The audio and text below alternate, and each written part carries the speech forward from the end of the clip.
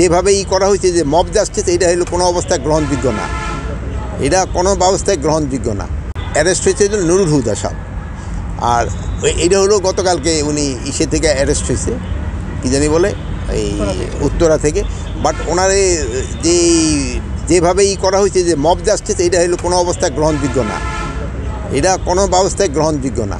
আর এটার সাথে ওনার যে বিভিন্ন ওনার সাথে যে একটা খারাপ দেখছেন চিঠি পাঠায় দিছে, এরও কোনো অবস্থায় গ্রহণযোগ্য না। যেভাবে করা হয়েছে যে মব জাস্টিস, এটা হলো কোনো অবস্থায় গ্রহণযোগ্য না, এটা কোনো ব্যবস্থায় গ্রহণযোগ্য না।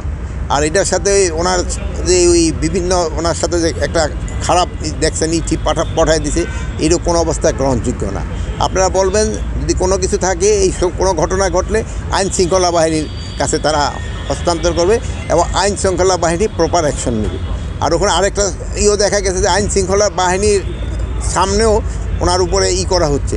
এটার জন্য আমরা একটা তদন্ত করে দেখব, এটার সাথে যদি কোনো আইন শৃঙ্খলা বাহিনী জড়িত থাকে তাদের বিরুদ্ধে আমরা আইনানুগ ব্যবস্থা নেব।